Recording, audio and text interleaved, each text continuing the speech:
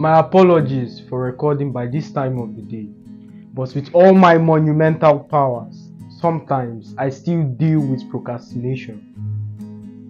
Today's discourse, I'm about to review something that has been eating you up, something you've struggled with, such that death is preferable, suicidal thoughts creeping, sometimes you feel like a failure. You go to your friend's timeline or those buddies you used to hang out with, and you see all of them having fun. You see people who you used to know now doing better than you. We are not going to go into depression. We've done extensive teachings on that.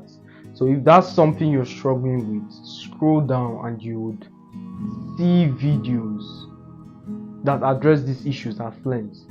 But something I'm about to review is a problem that you're going through. Perhaps you're not aware of it, because majority of people have terrible experiences and challenges that they are not aware of. I always say this: it is better to know the problem. It is better to identify the challenge as opposed to something is wrong. Because when the problem is clear, now you can offer a solution. So this spills across all of your life. Whenever there's something wrong, don't just sit there and freelance your way through solutions. Most times it leads to frustration. It's just a recipe of frustration. Even the Bible says it. Once the axe head is blunt, prepare to dissipate energy. So once your intellect is blunt, the moment you keep applying solutions and they don't work, the diagnosis is you lack wisdom, you lack a clarity of the problem. Conversely, in its extremity, this doesn't apply to every single person, but most people try to pretend as though they don't have an intellect, as though they don't have any degree of a brain. For instance, if I say something like, most men are military personnel. Well, some women are also in the military. Of course I do. That's why I said most. They try to give you some instance, or if you say something like, in history, majority of men are kings, or were kings. Well, there were some women too. Those kind of dumb arguments. So for the extremists, let me give you a solution that applies to your hypothetical situation. Sometimes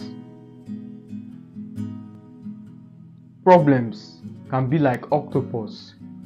They can have like octopus representing the central problem, but that central problem touches every areas of your life, such that if you try to strike one area, it's like striking a tentacle. Even so, sometimes that tentacle can have so many layers that you're stuck in trying to attack the different components before you get to the tentacle, talk less of attacking the second tentacle or the third tentacle, like that. But even though you go through that strenuous process, you've still not attacked the main problem. So it's most likely that once you're done with tentacle 2 or 3, tentacle 1 has already resurged. So always find the causes of the different effects in your life. For instance, if you say you're struggling with depression, the diagnosis might not go against that depression or trying to make yourself happy. Sometimes the diagnosis might be as a result of loneliness or lack of purpose. You've seen all your buddies doing something they love. Alan has gone into basketball. XYZ is a footballer now. Manchester just signed him. Your friend Stella is into music and she's hosting concerts here and there. you feel kind of left out from the group. And understandably so, with all of the things I just mentioned. If you've accomplished zero thing, even worse, you work a shitty job, it's understandable that you're going to feel a little bit of sadness. But what you cannot allow is to dwell in that situation permanently, or to protract that situation and feel sorry for yourself. Feeling sorry for yourself doesn't solve the problem. Wow, can you believe I've not started the discourse for today? That's what passion can do. But the discourse for today is, you're not happy with yourself. You are not happy with yourself, or you're trying to make other people happy. So you're putting every single person's happiness before yours. Let me give you an example. Years in college, I was visionary, and I still am, filled with purpose, always ready to do something with my life. But I noticed something very strange. Every single person within my vicinity began to antagonize me, coupled with the fact that I had zero friends. This situation protracted on a long enough time frame. During that process, I heard an apostle over here, someone I respect. He said something that was relative to my current experience.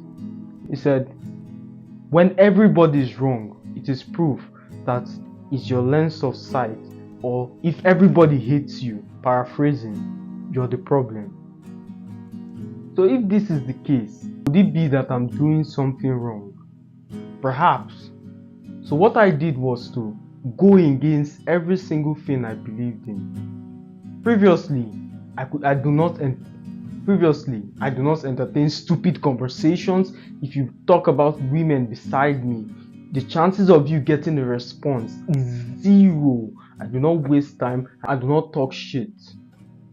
I went against all of this, and with every laugh that I bestowed on a stupid joke, I felt worse and worse. But something striking happened. Suddenly, I started getting invites to party. Everyone wanted to be my friend. So it's the change in philosophy and conformity that brought those friends. So when I realized this, I felt worse trying to make every single person happy than I am when everybody was discontented with me. So discomfort is actually a good thing. To conform, if you're in a similar situation, I just thought to bring you a word of hope. Do not conform, you're going to regret it. Learn from my experience. Do not learn from your own experience. Wisest thing to do is not to learn from experience, learn from other people's experience, so you get even further ahead than the previous person. If there was a ditch and you watch me jump into that ditch or fall for that trap, it's asinine for you to make the same mistake, all because you want a story. So make the right choices, learn from my own experience, and you'll be fine. As always, my friends, it's a pleasure speaking to you. I'll see you in the next one.